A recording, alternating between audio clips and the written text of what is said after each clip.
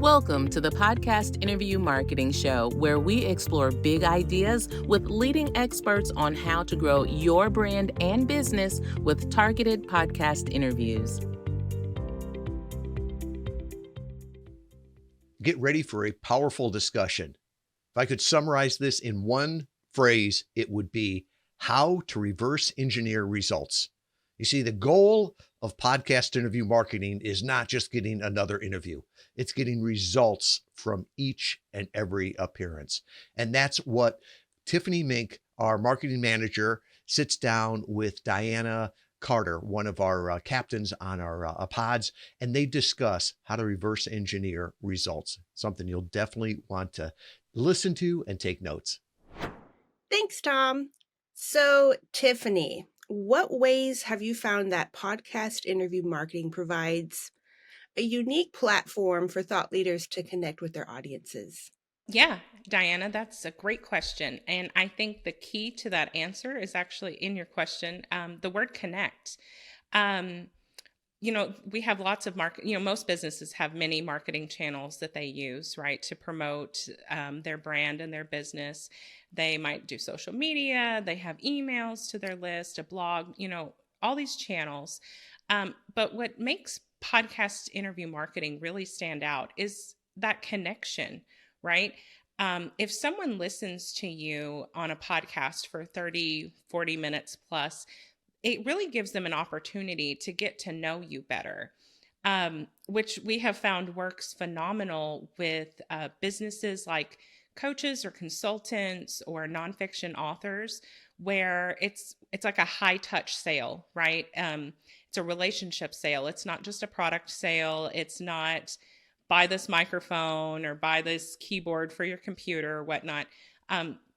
It's where two people really their goals need to align and their ideas need to align, because they're coming into your business and helping you, right? They're getting into the nitty gritty of your business and your life sometimes. And that's where podcast interview marketing really helps to connect those dots with your ideal customer or client. So that's what we have seen over our time of doing this with so many clients over the last 9 years, is it's really just an opportunity to connect in ways that maybe you haven't really been able to in the past. Yeah, absolutely. So the listener experience is crucial to a successful interview. How can guests build and nurture relationships with the host and their audiences? I think that for one, it goes back to the podcast guesting versus podcast interview marketing that I mentioned. Podcast guesting is you go on any podcast that'll say yes to you. You show up for the 30 minutes or an hour, do your interview, and you walk away. Podcast interview marketing touches on first making sure you're talking to the right audience that wants to hear you, right? It's going on the right podcast.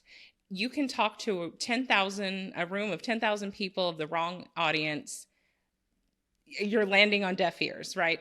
Whereas you could talk to a room of 10 or 50 people of the right people that want to hear what you have to say. And there's that connection there. And the other part of that is doing the work leading up to your interview and the work after your interview. We talked about getting on the right show. There is connecting with the host, being a good, gracious guest, right? That's a way to connect, because if you really connect with the host, they're going to do more for you to promote that interview than you could ever do for yourself, right? We know that. And then also there's the after. That is still an ongoing connecting relationship. Host, no other host. They know other host in that area. And so it's important to nurture those relationships. We always say that podcast interview marketing is a marathon, not a sprint. And then another piece is really just identifying your calls to action and what your audience wants from you and how you can serve them. And that's something we talk about a lot, is having really good calls to action, and the key there being plural, not just one. So that's another way, because you're meeting them where they are. Yeah, absolutely. So let's dive more into call to actions, because this is something we get a lot of questions about because our data has shown to be a little different from others, right? So can you share what a call to action is?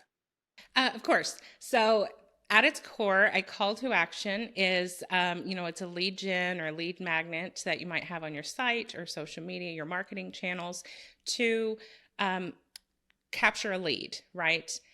So it might be download this guide or sign up for my live discussion or get a copy of my book, whatever is relevant for your audience. But it's just a call to action. At its core, download this guide, and a button to click to get something. And on the other side of that, you're capturing their information and their email. Awesome. Yeah, that's great. So in digital marketing, the idea has long been that you should only have one call to action. Has that been your experience? I have worked in marketing myself for about 10 years, and that's one of those things that's Hmm. kind of drilled into you, right? And the idea behind that has been in the digital marketing space that if you give them too many options, or if you give them too many choices, they won't make any choice, right? Um, and so it's always been one call to action. That's what we've all heard over the last several years. But really, what we've found here, in terms of podcast interview marketing, is that um, that that doesn't really transfer the same way as it does in other channels, right? And we have found actually that 3 calls to action convert best in the podcast guesting space. So, and the idea behind that is that it's allowing you again to nurture those relationships, make those connections where your listener is in their journey. Because again, it's not about you, it's about how you can serve them and their needs and where they're at. So important. It's really so important. So you mentioned having 3 call to actions. Can you elaborate on the elements that make a call to action impactful in podcast guesting? Yeah, absolutely. We call it our 3 yeses, right? We call it there's a small yes, a medium yes, and your large or heck yes, as we call it. So, in each of those, there's a component, right? Your small yes will be a low entry free service or offer, right? It might be take this assessment. Will my services be right for you? It might be a 2-page guide.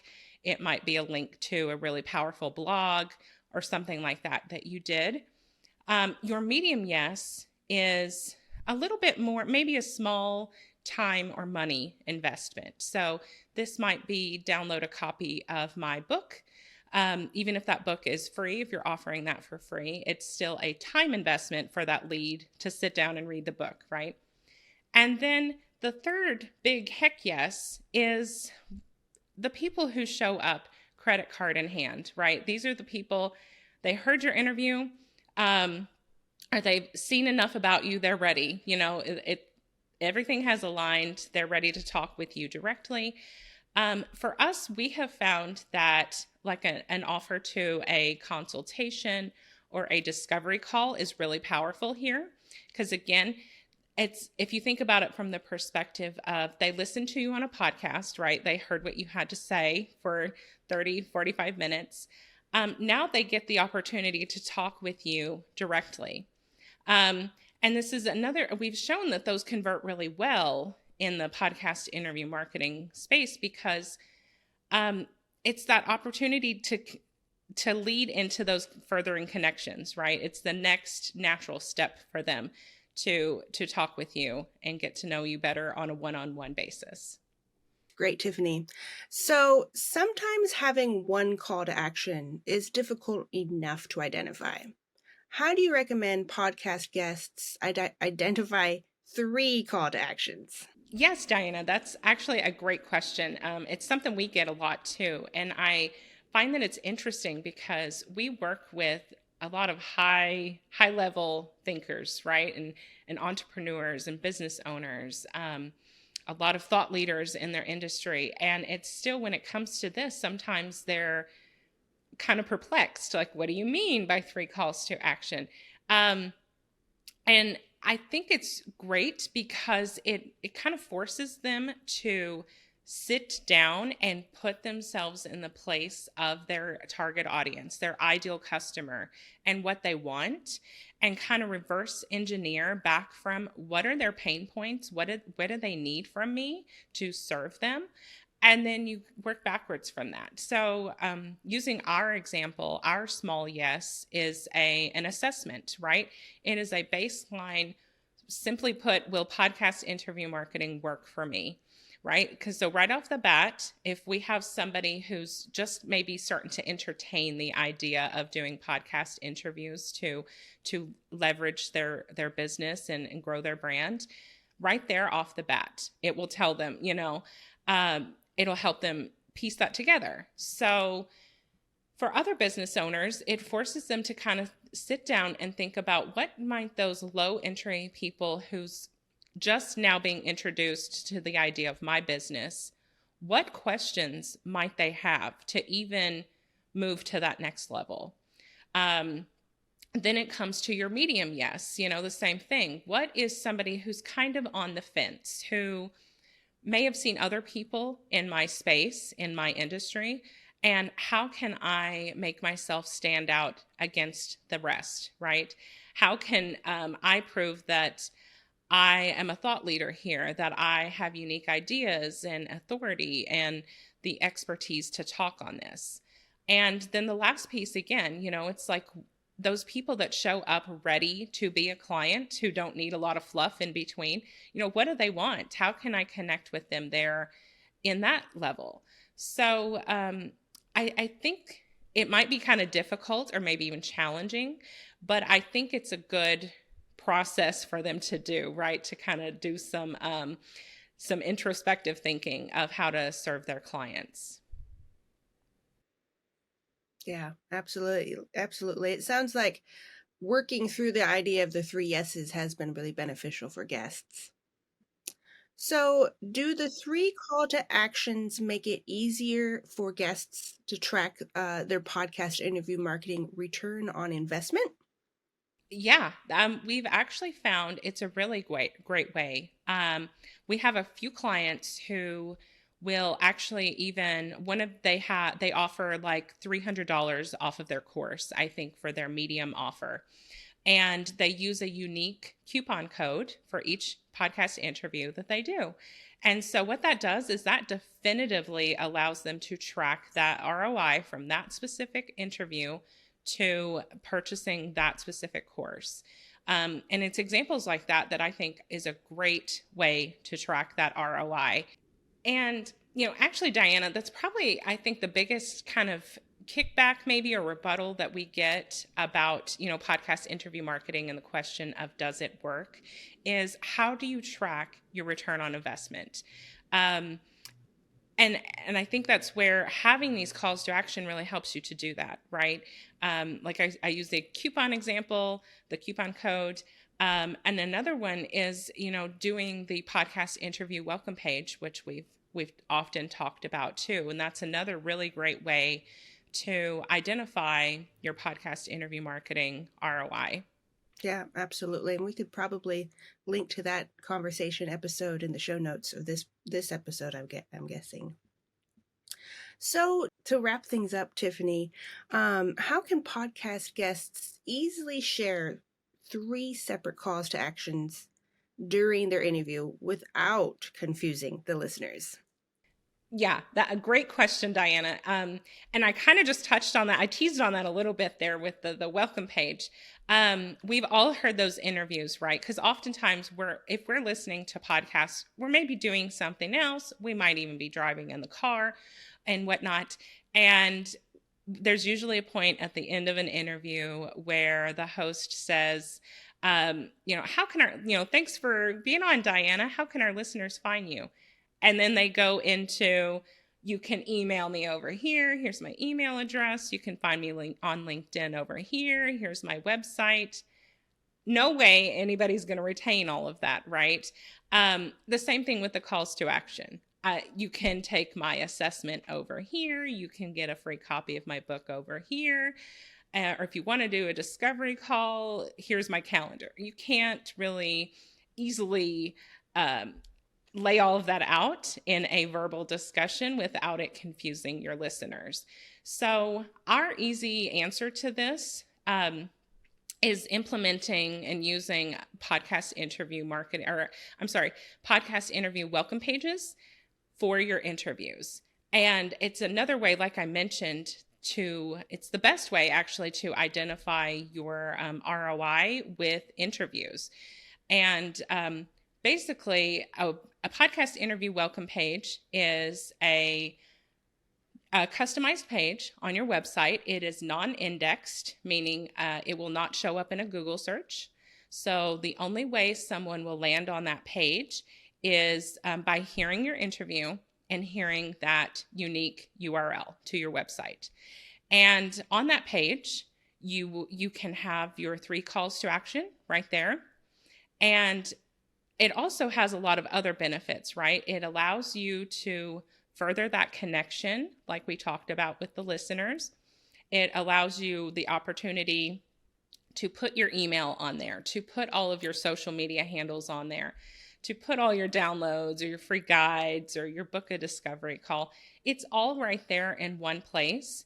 And so it really makes it easy as you wrap up an interview to say, hey, go over here to podcastinterviewmarketing.com and you can get all of the resources that I discussed here today. And that makes it easy for the listener. That's easy to remember. And you're not sending them all over the place to 10 different locations on the internet. Yeah, absolutely. Definitely want to keep things simple. That's wonderful, Tiffany. So how can our listeners get a hold of you? Well, here, I'll use my own example that I just talked about. They can find this episode and more from the Podcast Interview Marketing Show, as well as more about Interview Valet. You can find that over at podcastinterviewmarketing.com. And on there, you will see our 3 calls to action that we use. And I will also include some links for this episode that we talked about. We have some resources about the 3 calls to action. We have some resources about the key elements of a welcome page. So I'll have all that over there. And then you can see those examples that we talked about here in real time over at podcastinterviewmarketing.com. Wonderful. Well, thank you so much, Tiffany. Yes, thank you, Diana. It was great talking with you. Well, there you have it. How to reverse engineer results from every podcast interview. Definitely, if you want to see examples of what Tiffany was talking about the calls to action, the welcome pages, definitely go back and check out the podcastinterviewmarketing.com. And I'd like to leave you with one final quote. Came from Darren Davis. Darren's a great guy out of Austin, Texas. And I loved how he said that education without execution is just entertainment. I hope you were entertained by this podcast, but this podcast is not in the educational space. We are a business podcast, and in business, if it doesn't make dollars, it doesn't make sense. So make sure you take education and then take execution on it.